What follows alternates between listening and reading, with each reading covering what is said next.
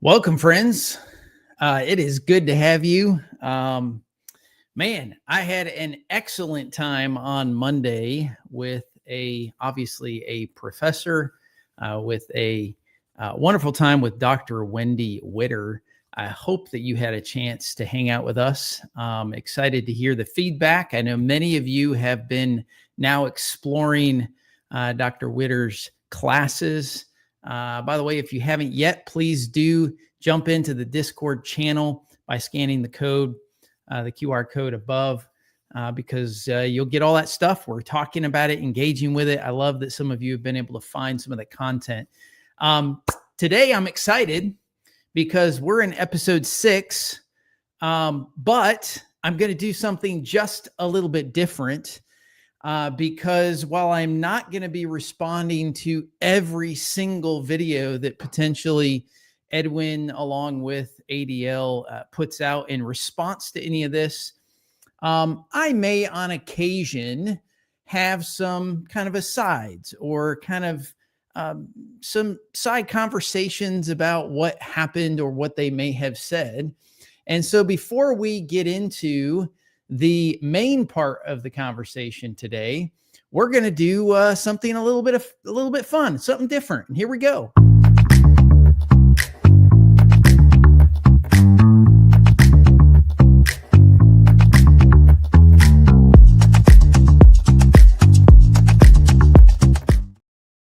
All right, so we're going to set the record a little bit straight. If any of you spent the 2.5 hours watching ADL's first response, well, yeah, I guess it was a lot. I'm not sure why 2.5 hours needed to be taken to cover one potential claim that was made, but I just have a few bones to pick, and I'm going to share some of those with you as we go through. I'm not going to go through all of them. This is just an aside, just a couple of thoughts with regards to what was said. And so there was a lot that was said, but one thing I just wanted to point out is this primary argument that was made. You can see how far along into the conversation. This was a good hour and 45 minutes into their response, of which, if you pay close attention and look at what is said, you'll see exactly what I stated. Now, Edwin claims in his kind of rebuttal that I claim that it is not describing, this is with regards to the magnification conversation, episode 1, that it is not describing geopolitical territory.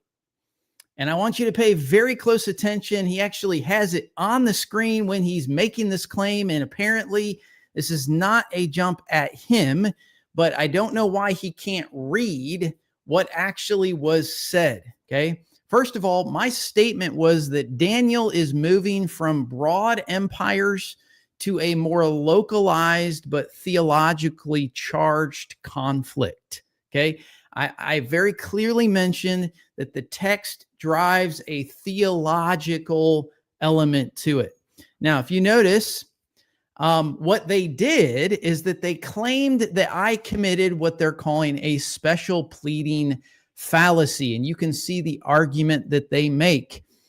They claim that, that I go through the ram, the goat, the little horn, and that it's only when I get to the little horn that I go, oh, wait, now it's theological, and the rest of them are just territorial.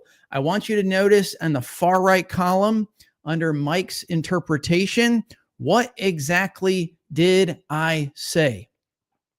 It says, as much as. Notice what it says. It says, it's not describing geopolitical territory as much as. Now, that does not mean that it can't. It just means that that's not the primary movement. Okay, that's the argument that is being made. I state that it's a localized but theologically charged conflict. And so the magnitude that is referred to is dealing with the theological audacity of the challenge of challenging kind of divine authority.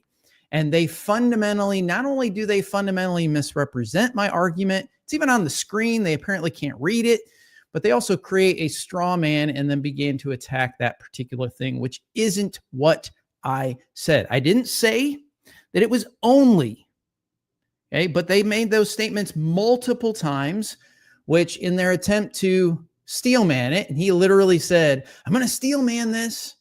I'm going to put the quotes on the screen so that I steelman it. Well, that's not steelmanning it, okay? It's showing that you actually understand the arguments being presented. So that's the first thing that I would mention, is that they didn't do a very good job of actually steelmanning the argument. The second bone to pick, and this is where it gets kind of to the meat and potatoes of kind of my back and forth with ADL, is their interaction with ḥemdaṭ. Now, what I find interesting in the very first video response is that Edwin seems to spend a significant amount. I make a statement that ḥemdaṭ is not used. That Hebrew construction is not used. It doesn't appear anywhere else in the Hebrew Bible, in the Tanakh. It isn't used anywhere else. That is a very clear, factual statement. What happens is he goes on a 45-minute, I could not believe how long it was taking him, a 45-minute side conversation about Aramaic cognate forms. And it just shows that he does not understand how Aramaic works. Okay, first of all, Aramaic cognate, I even asked this with Dr. Witter on our Monday conversation. She was very clear. No, they do not transfer over. It all depends on context. Okay, so you can't take an Aramaic cognate form of ḥemdaṭ or yeter, okay, and then claim that, well, see, because it says it here and it means it here, therefore it means it over here. That's just demonstrating that, and this is not me picking on Edwin, that is just demonstrating the lack of understanding with regards to the actual language itself, okay? He completely avoided, in fact, he never dealt with the Hebrew phrase that I was actually talking about. Now, the next thing that I'm just making a few points, and then we're going to go straight into kind of the main conversation. This is not going to be the whole discussion today. I just want you to have an aside on just a few statements on kind of how I felt the first response from Edwin was. Now, one of the things that I thought was very hilarious, okay, is that Edwin does this whole detailed analysis, if you caught it and watched it, on the Hebrew directional grammar. Now, you have to ask yourself why he did that. Well, it's because it's what supports his geographical campaign argument, kind of moving, pushing. He goes through this big, and I have to say this in regards to, he did a reasonably good job of defending what that actually is. The problem is that his entire argument shot himself in the foot, okay? Because the text actually says that the little horn moves south, east, and to the pleasant land. And I don't know if Edwin understands my argument, okay? Because Antiochus, the campaigns of Antiochus, which are localized, geopolitically charged, and yet theologically charged as well, because he's doing a high hand to God. We'll get to that today in our discussion. But his campaigns were to the south towards Egypt. That was in 169 to 168 BC. To the east, which was Parthia, in his 165 expedition, and then to the Pleasant Land, which is Judea, 168 to 164, which is the predominant persecution of the Jews. So what I don't think Edwin realized, and in that that long excursus that he spent dealing with the directional grammar of the Hebrew and all that stuff, he literally proved my point. So I don't understand why he was making that argument. Rome certainly didn't do that during those time periods. So I don't think that's a good argument for Rome. Now, the other thing with regards to a couple of other comments on his video, and then we're going to get back to the main point of today's conversation. But Edwin argues in that first video that divine claims make the little horn special. Okay, when the little horn makes these this claim for divinity. Okay, and then he lists the empires claiming divinity. Okay, so Babylon made people worship Nebuchadnezzar's statue. Persia required prostration to the kings. Then he talks about Greece, and Alexander claimed to be Zeus's son, and then Rome, son of God, on the imperial coin.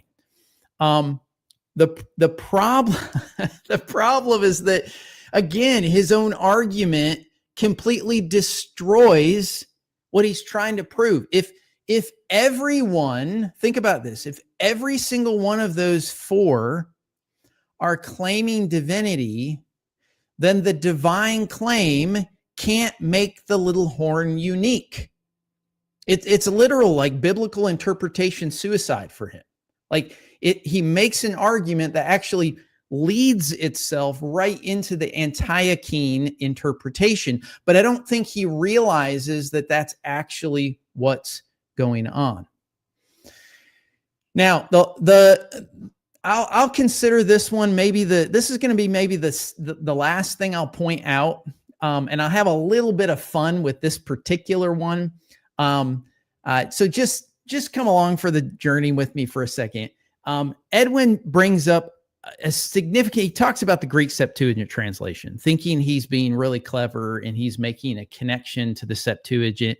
And if you pay close attention to what was said, he actually makes a statement, something like, and I'm paraphrasing here, something like, well, I think the Septuagint translators, the 70 that translated, it was either 70 or 72,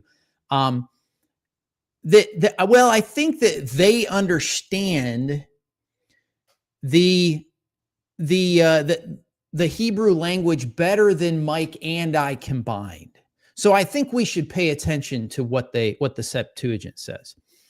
And while that on the surface might sound like a great argument per se, okay, here's the reality. Okay, the reality is that just because an ancient Greek translation interprets it one way, that doesn't actually make it right. That's circular reasoning. In fact, that's at its finest. That's the way circular reasoning works. Now, I want to show you if that's the case. And I'm just going to pick on one thing, and some of you might actually know where I'm headed for this, okay? But I'm just going to pick on one particular thing. Let me find my Septuagint here for a second. Okay, now this is an English, this is the Lexicon English Septuagint. And if we use that argument that, well, I think that we should follow the Septuagint, there's a significant problem with him being able to follow through on that, okay? I'll give it to him. Okay, fine. I'll give that to you. Well, and some of you already know where I'm going. It's the easiest example, not because I necessarily agree or disagree, okay? But this is not the way I would argue that something is right, okay? It's just a piece of the pile here.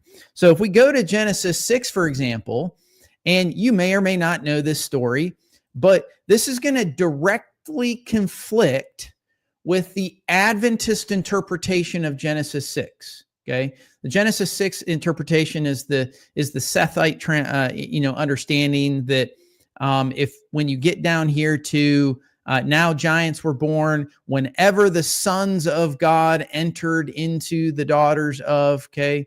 Well, what is the sons of God? What are those? Well, if you go to places like, for example, let's just go to Psalms 82. Now, Psalms 82 in the Septuagint is actually Psalms 81, okay? And we get also another, like, what's going on? Well, God stood in the assembly of the gods, and in the middle, he judges the gods. Okay, well, that's going to cause a problem for their understanding. There are other places where it uses angels in place of sons of God. I'm just wanting to show you examples. And here's my only kind of further argument to Edwin, without going into great detail on this. If you're going to use that logic, then you have to accept however the Septuagint translates it in all the other places that you don't agree with as well. You can't just pick and choose. And he was basically using that against me even during the conversation, like, oh, Mike kind of does this to pick and choose. Now, doing this kind of logic is not the way textual analysis works. It's just not, okay? Now, listen, we could go into several other things. Here's what I'm going to leave you with on this little side conversation as we get into the main part of the call. Edwin fails epically in 4 areas with regards to his first video. First of all, it was linguistic incompetence. Even though there was a lot of good stuff in there, overall, he avoided the actual Hebrew phrase that was my entire point, okay? Was completely avoided. In fact, he side-skirted it, talked about an Aramaic cognate, and claimed that that's what proves it, and then went into the Septuagint. That's not proving the statement that the Hebrew phrase is nowhere else. It does not get used anywhere else. The second area that he failed was historical inaccuracy. He cherry-picked evidence that does not pertain, and he kind of used it when he wanted to. The third area was self-refuting arguments. I already pointed out 2 or 3 of those. He defended something, and then the point that he actually makes actually doesn't support what it is he's trying to put out there. And then there was a lot of, in the conversation, there was a lot of eisegesis going on. There was a lot of methodology where there's reading in of conclusions into the arguments, which, again, it was similar to saying, like, you just got to trust me. Like, what is it? Well, this is what it is. That's not the way good scholarship works, friends. Okay. So with that being said, again, just a side note, I got to set the record straight before we get into today's main conversation.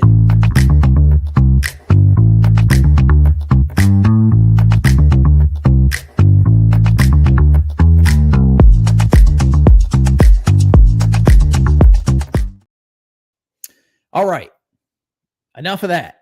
Let's get into the good spot, good spot here.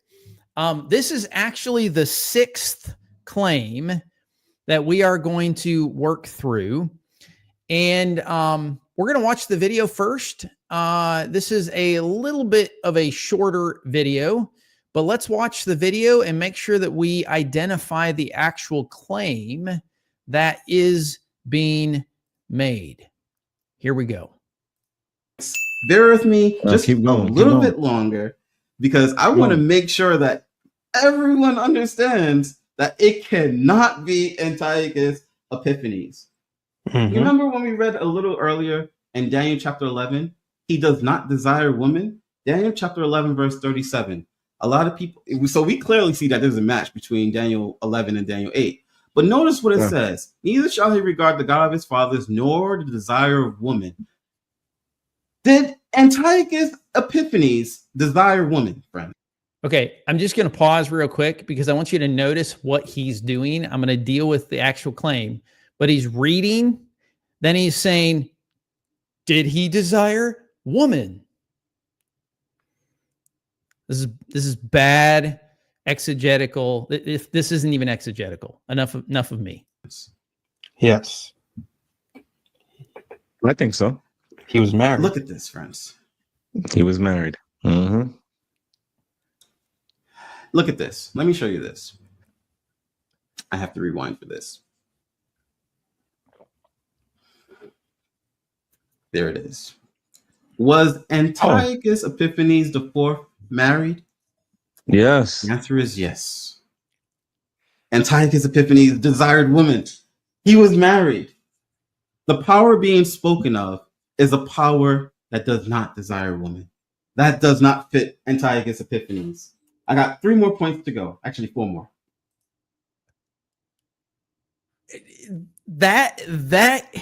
Oh, friends. Oh, this kind of stuff. I don't know if I should laugh or take them serious. All right. So here is the claim. Okay. And again, I am trying to steelman what is being said, what they are claiming. So here's the claim. The blasphemous ruler that's described in Daniel 11:37, where it says, shall not regard the God of his fathers, nor the desire of women, nor regard any God, for he shall magnify himself above all. So that blasphemous ruler, okay, Antiochus Epiphanes was a married man and demonstrably sought to please certain gods, notably Zeus and Olympius, okay? So therefore, this can't refer to him. Therefore, the verse must describe a later power, often claimed to be Rome. In fact, they're going to claim that it is Rome, or some sort of, still future antichristal ruler who abolishes natural affection. Okay. It's all about this, like, oh, they don't desire women. Okay. And divine worship. So they abolish divine affection and divine worship. So that's the argument. The argument is like, what does Daniel 11:37 say? Right? What does it say? And then they go to the King James Bible, read it, and then ask a question. Well, did Antiochus like women? Well, of course he did, friends. I mean, he was married. He had to have. I mean, the argument that they're making, and I'm going off script here, but the argument that they're making is, well, then whoever it is either has to be a celibate or they have to be gay. Is like that's the argument. So here's what happens, okay?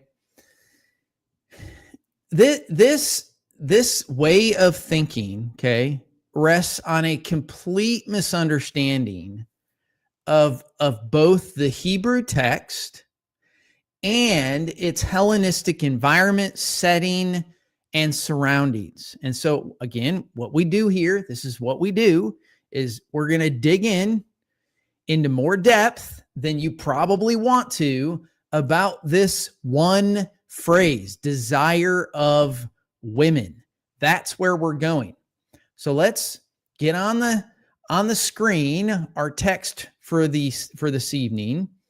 This is Daniel 11. We're going to go down to verse 37 here. And you'll notice, let me get the Hebrew.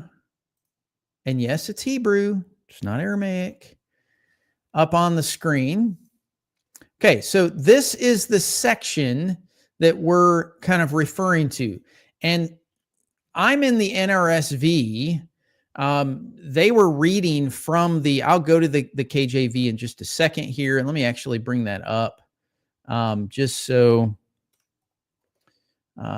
we can see it.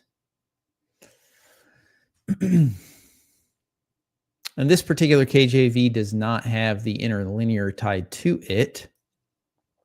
But here's the way it reads in the KJV. Neither shall he regard the God of his fathers, nor the desire of women, nor regard any God, for he shall magnify himself above all.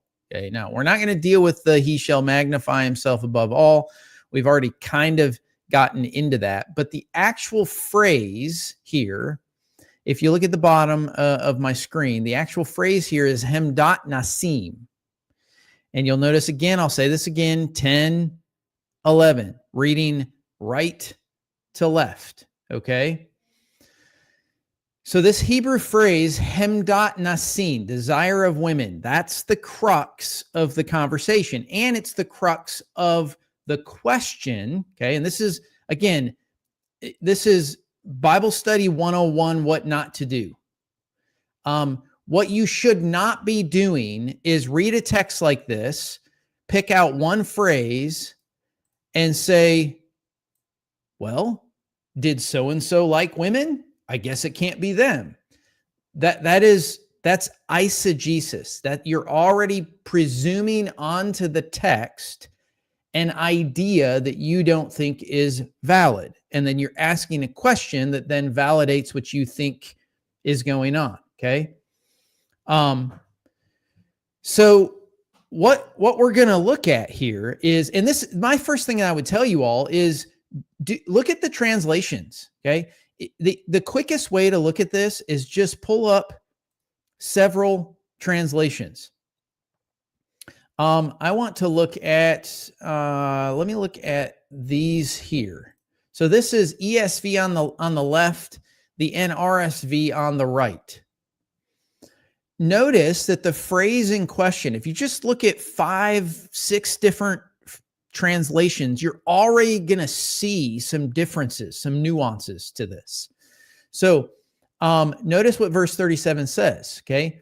It says, he shall pay no attention to the gods of his father or to the one beloved by women. Well, that's different. That's odd. That feels different. Notice what the HCSB says. The God longed for by women. Huh. That's even more different. Notice the LEB, Lexham English Bible. He will pay respect to the gods of his ancestor or to the darling of women, and not to any god will he pay respect. Okay. CEV. The king will reject the gods his ancestors worshipped and the god preferred by women. And then my translation over here that says, or to the one beloved by women. Now, I want you to notice all of the differences with regards to the KJV. Neither shall he regard the God of his fathers, nor the desire of women. So the question becomes, what's the right translation? Now, the easiest thing to realize is that when you're reading 4, 5, 6 different translations, you'll very quickly, you don't have to be a Hebrew scholar, you don't have to be an Aramaic scholar, you don't have to be a Greek scholar. When you recognize that a translation is having difficulty with a particular phrase or word, that should cue you to think, the translators are trying to express it in a way, and they can't, this must be a difficult set of words. Maybe I should study it more. Now, what I want to look at is what's called lexical semantics. I've mentioned this before. The Hebrew language, this is true with Aramaic. This is also true with Greek, but it's especially true with Hebrew. Hebrew is a Semitic language, which means that there are other cognates, but also meaning that there are, we would kind of understand them as maybe dialects or things that are cousins to. But even inside the Hebrew language, a word can have a nesting of ideas that are dependent on the actual context in which that word is being used. What do I mean? Well, let's look. Okay, so here is the phrase that we're looking at, this ḥemdaṭ. And what I want to do is I want to go, you can't see me selecting on the screen. I'm selecting the lexical word hemda, and then I want to do a word Bible word study. Now, what you're looking at on the screen is in my NRSV translation. This is telling you how that particular lexical word in Hebrew is getting translated into English. It's a lot of different words. Again, same lexical. This is what I mean by semantic domains. Okay, I'll show you another example of how this looks later on.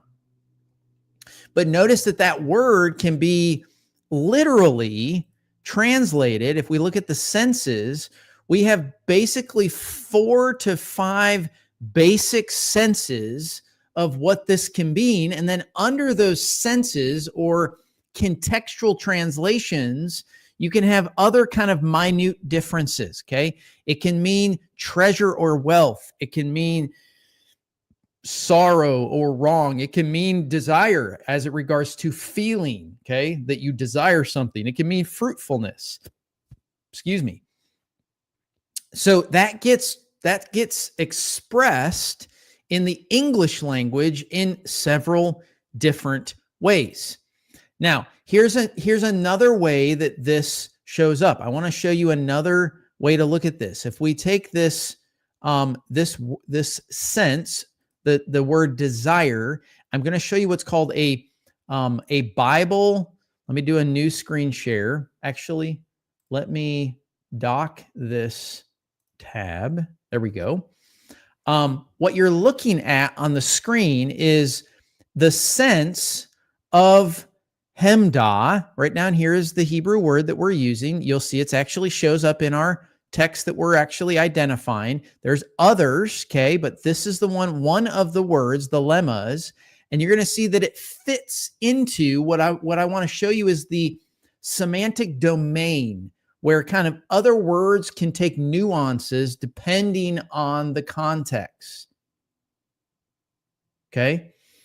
Notice that desire and feeling, which is what the Lexham scholars think that this word means, okay, in context, has several other, it can be whim, craving, evil desire, impulse, jealousy, but there's lots of other things that fit into this the larger meaning or the larger semantic domain, okay? If we really want to know what this particular word means, what you need to do, or if you want to isolate the word and see how other passages utilize the word, then what you need to do is you need to perform what's called a morphological search. And what that means is that we take hemdaṭ and we isolate the search to only look for that lexical word in the same grammatical structure. What do I mean? Well, if you remember back to the days that you did grammar and you hated it in English class, where you did the nouns and the verbs and the adverbs and the different whatevers, single, plural, dual, construct, all that stuff, okay? You didn't think it was going to become helpful. Well, this is where it does become helpful. So this search, you'll see at the top, it's small. I apologize. This is the lemma for hemda, and it's looking for it in the noun, as a noun, common noun type with a feminine gender stem, a singular, and the state is a construct state. And when you do that, you come up with, we only have 6, 7 of them, right? We actually only have 7. And so we can look at, notice one of them is the one that we're paying attention to. So this is a noun in the same construct form for that lexical word. And what I want you to notice is that the precious or the desire or the pleasant or the fine, the English words that are being used, depends on the context of the verse being looked at. How does this pan out? Well, let's look at Exodus 26:12, for instance, okay? They will take your riches and plunder your merchandise. They shall break down your walls and destroy your, there's the word, hemda, okay? Same noun construct. It's all in the same grammatical, morphological structure. But how do we know, remember what our Daniel said?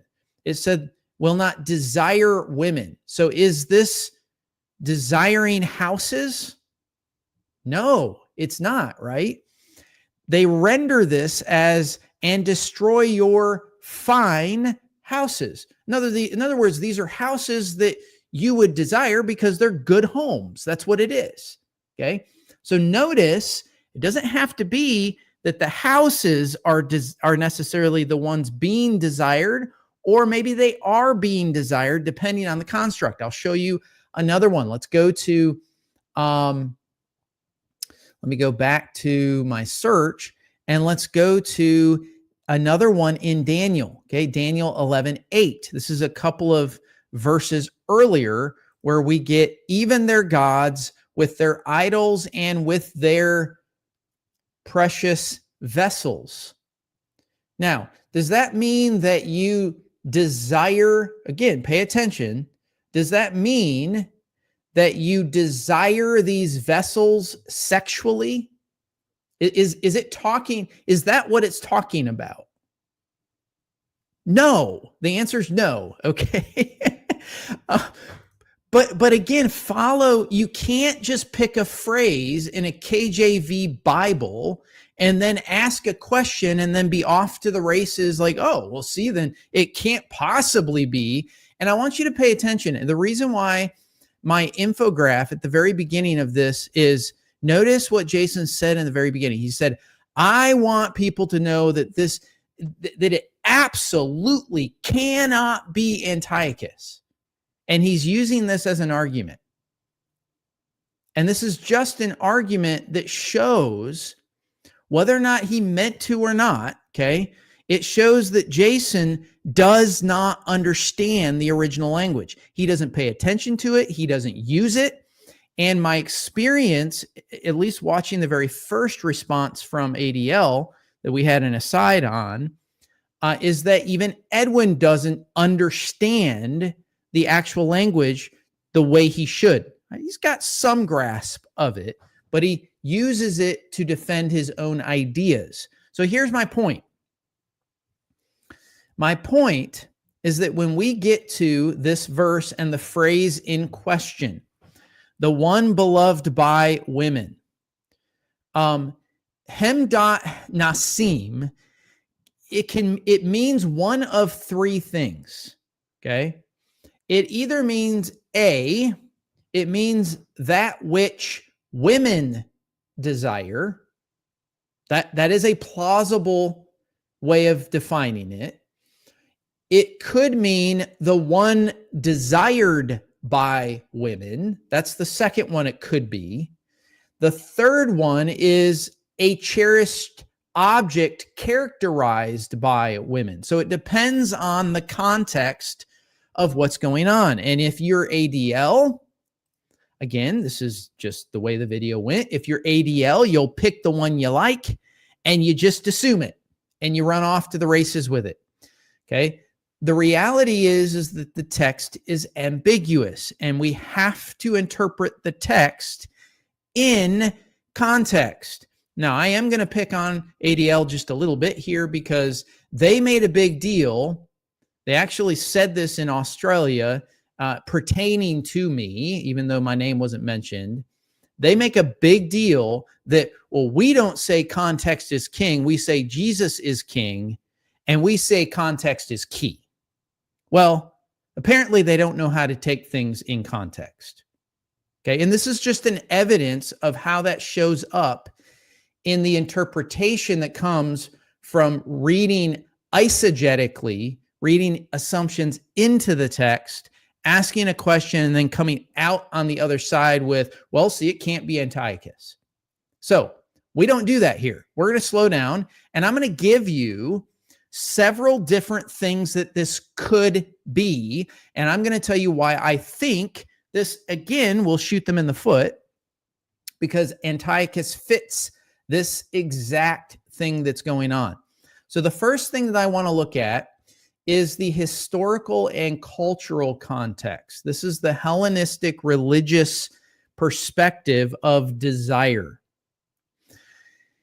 And when I say cultic, I'm referring to an ancient Near Eastern perspective. The cultic reading, the Israelite reading, or the cultic religious reading of a text like this, we could argue textually that hemdaṭ nāšîm is referring to a deity admired by women.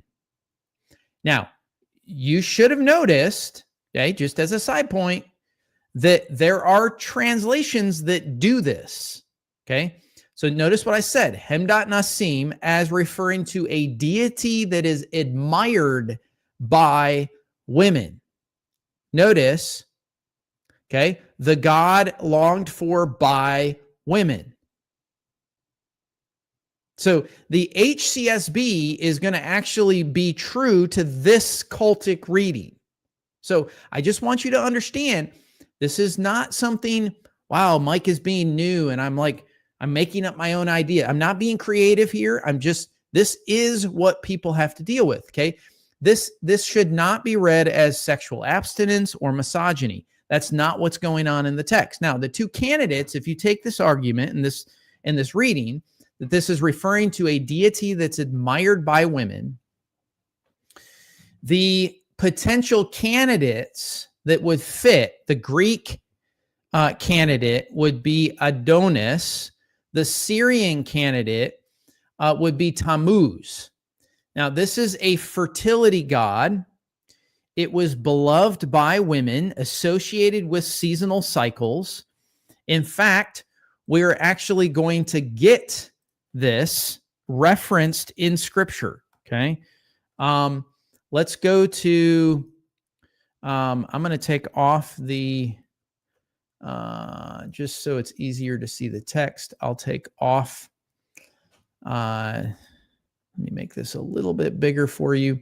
Okay, so Tammuz, okay, is here in Ezekiel 8:14, where it describes Israel is weeping. The Israelite women are weeping for Tammuz, which illustrates this potential connection centuries earlier. This is Hellenistic Syria and Phoenicia, especially the Byblos and the Antioch groups or sections. Okay, so this is Adonis. Okay, this is his cult was indeed the desire of women. So there is a connection to the time period that would make this Antiochene context make sense. That's the first option. The second option that would render this cultic reading valid is Astarte or Artemis, who's also a popular goddess of fertility. What's interesting is that Antiochus's zeal to elevate Zeus, Olympius, this is again all in the history books, while suppressing local Semitic and Jewish cults, demonstrates his disdain for these types of old gods. That's what the text is referring to, these types of old gods. If you go back to the text, notice He shall pay no respect to the gods of his ancestor or to the ones beloved by women. That's the way I would render it. You can see it in the text comparison, or the God longed for by women. So what's interesting is that Antiochus actually elevates Zeus, a different god, and suppresses what would be called the old gods of his fathers, even those that were beloved particularly by women. So the phrase, that's why the phrase may allude to this rejection of what would be understood as traditional divinities, including the feminine ones, and specifically the feminine ones, to make it make sense in context. That's kind of a trigger for us to identify who potentially this could be. Now, that's the first potential option. The second option is a political. So that was the cult reading. The political reading. Alternatively, you could take desire of women and you could take it to denote a desirable heir or dynastic continuation. And what's really important in this particular rendering is in royal ideology, especially throughout the ancient Near East, women were understood as the means of dynastic succession. So obviously they couldn't be, you couldn't have a successor without a woman. So the reason that's important is that the not regarding the desire of women, it could mean that he disregards dynastic norms, or he disregards royal marriages or filial piety. So it could be, again, it depends on how you understand the noun construct, this word. This is why it's difficult to translate it. Now, here's what's interesting. If you take that reading, guess what? It also fits Antiochus. So it fits Antiochus IV, whose succession was irregular, and it was achieved actually through intrigue, which is actually in the text. So what's interesting is that Antiochus IV actually usurped the throne through his nephew Demetrius I, who was actually the legal heir. And again, you can go back to the history books. You can look at this. You'd have to look at Polybius 26.10. You can look at Appian, Syrian Wars 46. There's historical documents that talk about or that note widespread outrage at this unorthodox ascension. That Antiochus became who he was through intrigue, through deception, through unorthodox means, which again, I would argue that does not fit for Rome. It just doesn't fit. Okay. So Antiochus, again, the way this fits is Antiochus disregarded the desire of women. That is, the rightful royal seed whom the queen and the supporters sought to actually enthrone. So this would be one of the, again, this fits as well. This is the second way you would read it. A very strong connection to Antiochus IV. Now, we've done this before.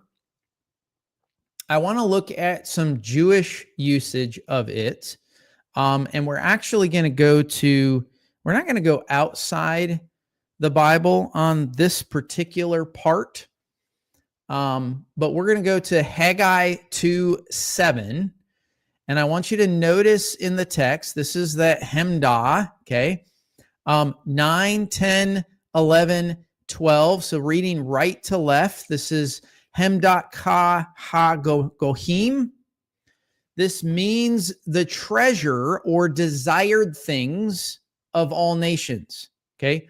So understand that the word here gets translated treasure, but it's understood as the desired things of all the nations. So the wider, again, the wider idiom, if you look at the way it's used and how it's being handled in the text, this idiom confirms that hemda really actually denotes desired objects, not, it doesn't relate to sexual affection or the gender preference of someone that this entity. And again, this is where they go with it. They claim that, well, now it has to be, it's Rome. I don't know how Rome fits into that. I guess they future project the papal power and say that the Pope is celibate and doesn't desire women. Well, the Pope was, it's so anachronistic to the reading of the text itself.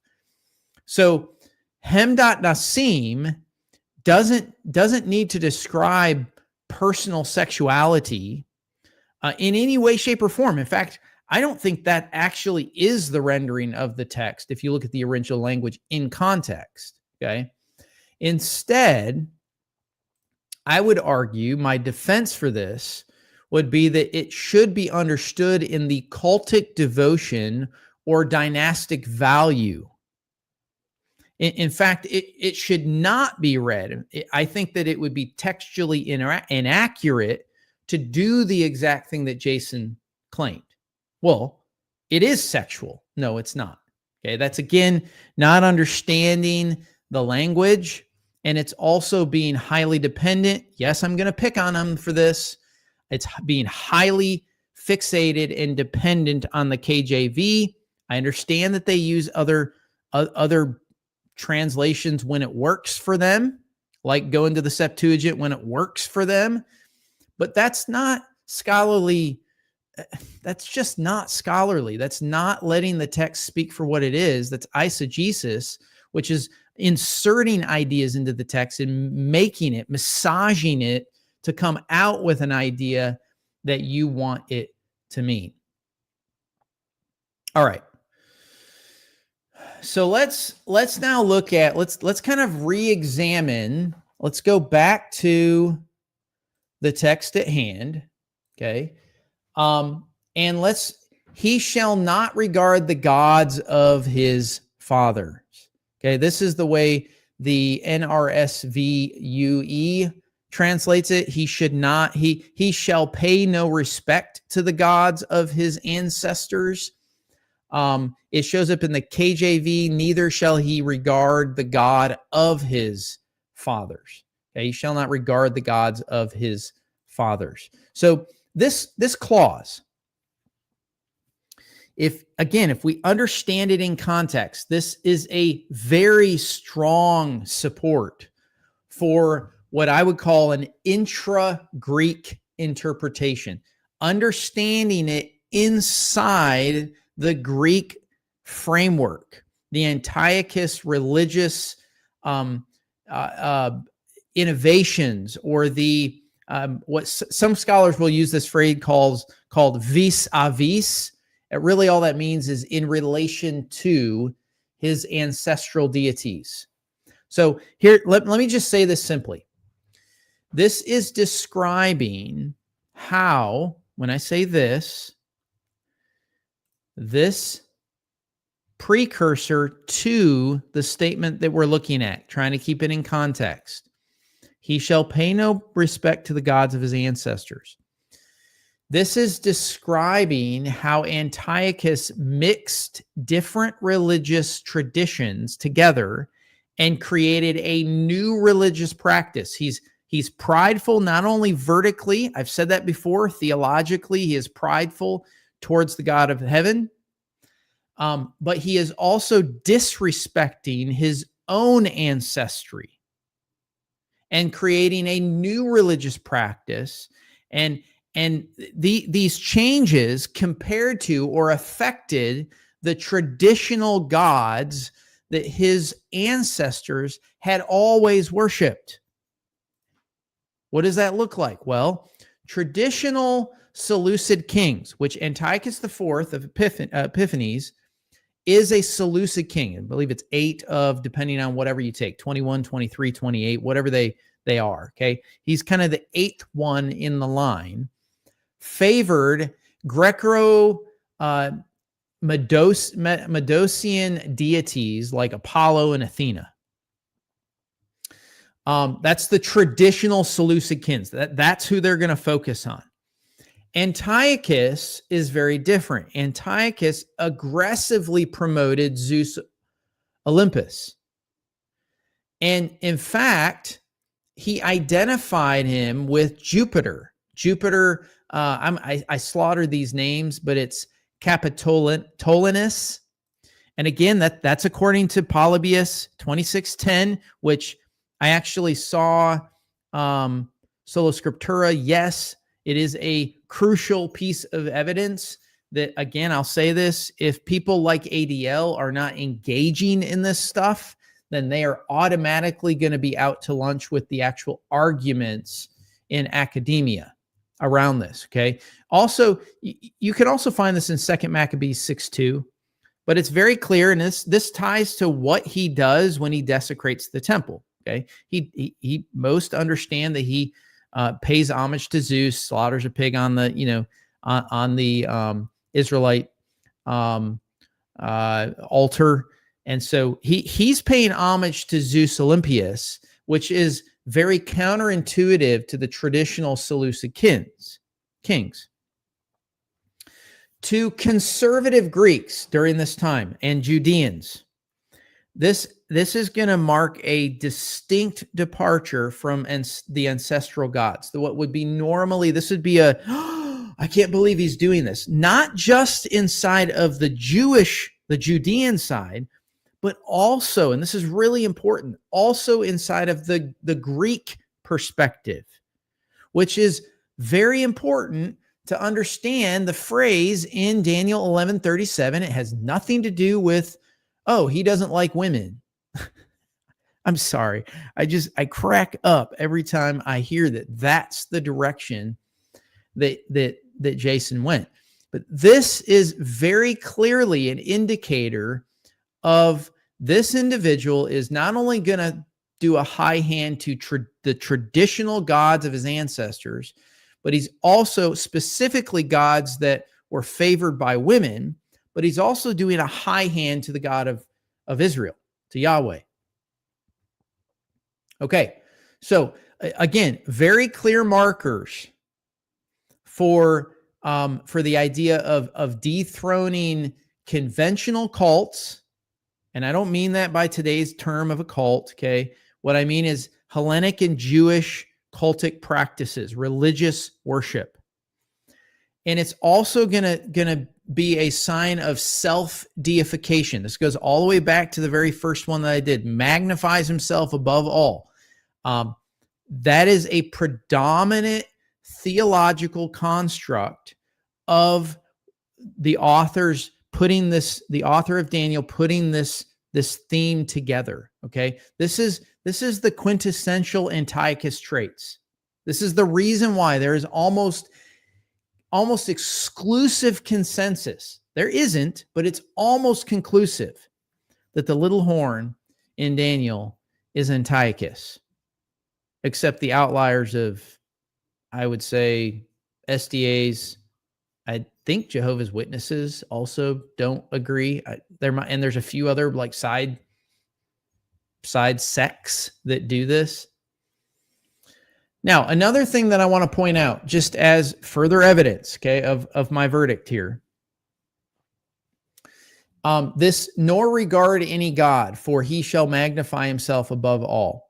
I don't know how many of you are familiar with Antiochus's connection to his self-exaltation. But he minted coins, and we have these. We have archaeological evidence that he minted coins with the inscription. There's a Greek inscription on these coins that are stylizing himself as Theos Epiphanes. Points. Here's what, I'm not going to play that video again. Here's what it looks like. Okay, these are the coins. And again, this phrase, okay, if you look at the one on the right, if you turn sideways and you read the phrase that's vertical on the left-hand side, that is God. That's Theos. Okay, those first four letters is Theos, and then it's Epiphanes. That's Greek. You'll see this is not his only particular one. He also has one that has this eagle-looking thing kind of on it. You'll see an inscription on it as well. That's Theos Epiphanes as well. I'm not going to get into this. Is also in connection to the way he saw himself from a God standpoint. That's another reason why that symbol is put on there. So he's attempting to merge his personal kinship with divine honor. And that is going to perfectly connect.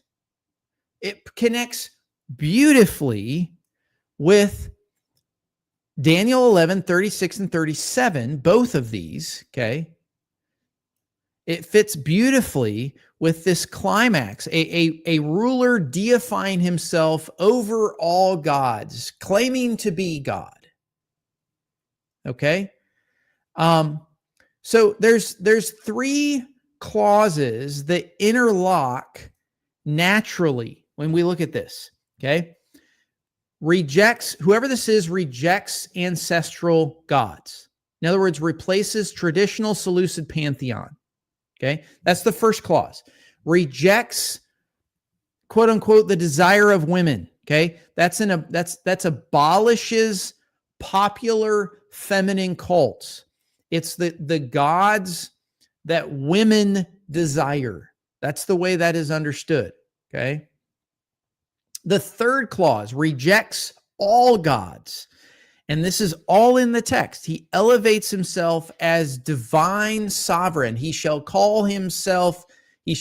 magnify himself above all. This is almost like you really have to do some textual gymnastics, which Adventists do, to get out of Antiochus being the little horn. Now, I want to just summarize some main arguments here as we exit out. I won't go through all of these, but these are some general anti-Antiochus objections, and then the way in which I would respond to them from a refutation standpoint, from a rebuttal standpoint. So Antiochus was married, had children. He can't possibly disregard women. No, that's not the case. You can see why. Desire of women is a universal moral quality. Sometimes some people will say that. Rejected by a future Antichrist. No lexical basis supports this. Every appearance of hemda in Hebrew relates to valued objects, goods, or divinities, not virtues. Again, looking at the textual evidence. The third thing is the verse. Sometimes people will say the verse anticipates a total apostasy, similar to modern atheism. There's that argument. Antiochus still honored Zeus. No, precisely. He innovated by replacing all gods, effectively regarding none in his self-deifying arrogance. He called himself God. The last one here is the reference to gods of his fathers fits only a Jew denying Yahweh. That's another anti-Antiochian objection. No, the Seleucids too had ancestral gods. The phrase fits any apostate king shifting divine loyalties. Fathers is idiomatic. It's not ethnically restrictive. So even some of the non-Adventist kind of responses to, no, I don't believe this to be, I want you to understand the way I would kind of respond to those. Just as a side note, there are early interpretive witnesses to this, exactly what we're talking about. I'm not going to go into these. I'm going to give you the text, okay? First Maccabees 1:41 to 54. First Maccabees 1:41 to 54. That section portrays Antiochus commanding all of the people to abandon their native cults. Which again, that corresponds exactly to what it is. This is an early interpretive witness to this Antiochus understanding. Second Maccabees 6:1 and 2 depicts the rededication of the temple to, who do you think? Who do you think it's to? It's all about the coinage. He's paying homage to Zeus Olympius. Okay, emphasizing this Antiochus religious innovation. The third area you can go, this is Second Temple Judaism. You can go to Josephus Antiquities 12.5.4, which also records his implementation of this Antiochus hubris. He actually discusses it. So you can look at it in several early witnesses to this understanding. Now, I am going to summarize my actual statements. I don't know how ADL is going to misrepresent this, but here's the statements, okay? So the phrase in the text that says, he shall not regard the gods of his fathers. My understanding and the actual supporting evidence that you would use, and again, ADL, if you're going to respond to this, you need to actually engage the evidence that's being used to support the argument here, the interpretation. Don't go off on some cognate whatever that has nothing to do with it, okay? Stay on the conversation and deal with the arguments. Otherwise, we're just not going to take you serious. Antiochus abandoned traditional Seleucid cults in favor of Zeus Olympius. You can see the supporting arguments there. Nor the desire of women, likely references to dismissal of beloved feminine deities. I've already put those deities up, or a disregard for dynastic legitimacy, meaning, again, the royal seed through the woman. That's that idea. Ascension to the throne or succession from that standpoint. The third one there, nor regard any God, assertion of absolute self-deification. And the fourth one here being, for he shall magnify himself above all, the culmination of hubris, the king who would be divine. Now, before I go into my conclusion, I do see a couple of comments.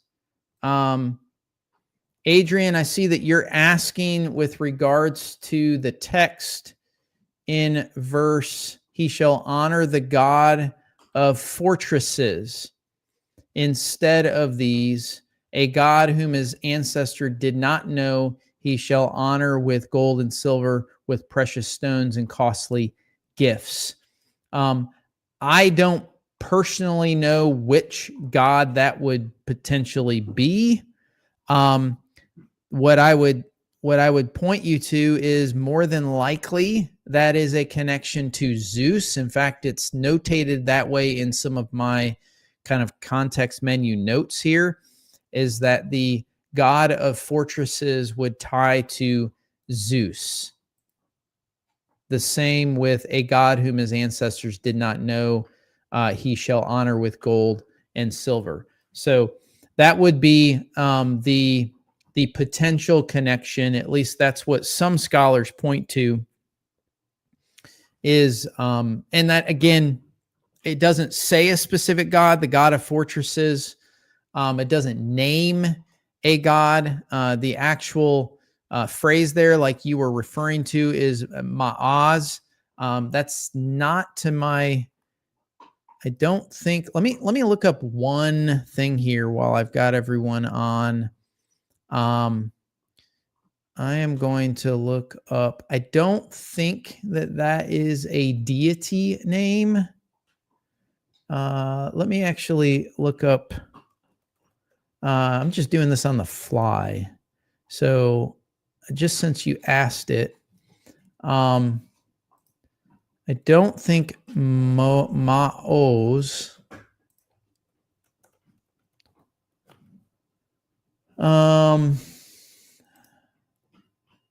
Here we go.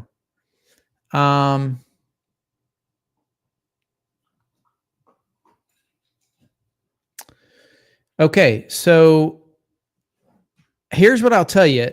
So this is a good catch, by the way, Adrian. I appreciate yes, that is the correct word there.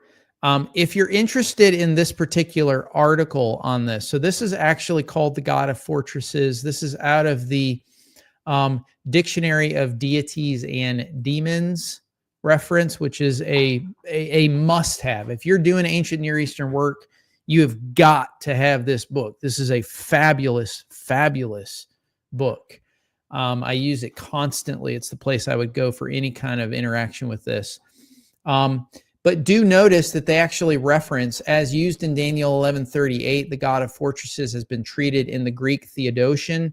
I actually mentioned that a couple of times in my previous episodes of this, and in the Vulgate translation of the book of Daniel as a divine name. Respectfully, Deus Myozim. This name has ever since been equated with a variety of Semitic, Greek, or Roman deities.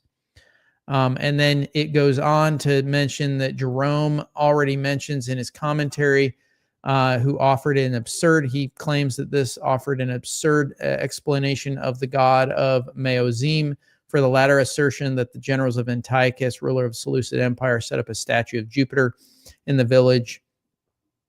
I have not read this particular article on this, but this would be I'm happy to share this with you. Apparently there are others that see this as, it's very clear, a god. I mean, if you go back to the text, this is, he shall honor the God of fortresses. So it'd be interesting to see how that connects to the Antiochene connection, as well as if it does connect to the Roman view. So great job, great connection there. I love that. But yes, there is a connection, and I do believe that there is a connection even to verse 38, to the Antiochene connection itself. So here's my final thoughts on this. Okay, my final thoughts. When we examine philologically and contextually, Daniel 11:37 specifically, the phrase, again, what are we talking about? The phrase that Jason referenced about, does Antiochus like women? Yes. When we align that seamlessly, it actually connects to Antiochus IV Epiphanes. The Hebrew expression desire of women, when you go to the original language, it does not refer to human romantic feelings. That's not what's going on in the text. That's just an easy way of misunderstanding the text, okay? Instead, it connects to cherished deities or dynastic ideals. And again, both of these Antiochus spurned. It's very clear. Now, Antiochus's systematic religious innovations, his self-deifying propaganda, okay, that all connects to the magnifying himself above all gods.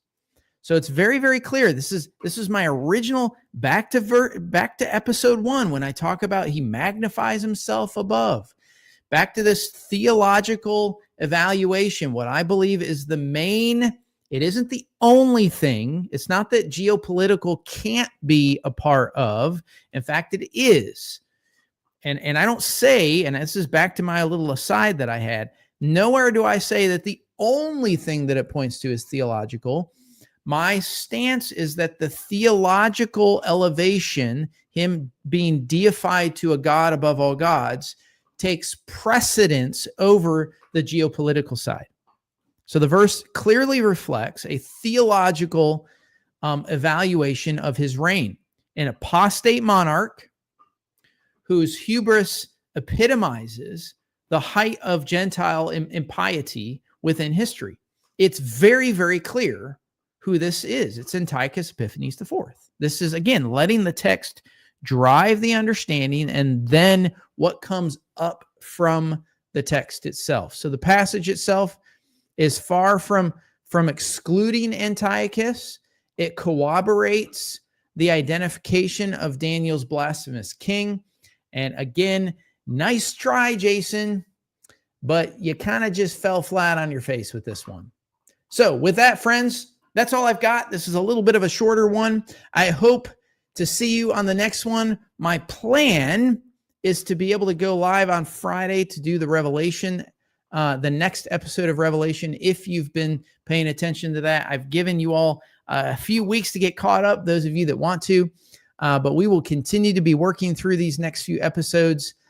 Be blessed, stay in the Word of God, and we will see you on the next one. Don't forget to join, scan the QR code. Would love to have you join, friends, in our Discord chat. Be blessed, friends.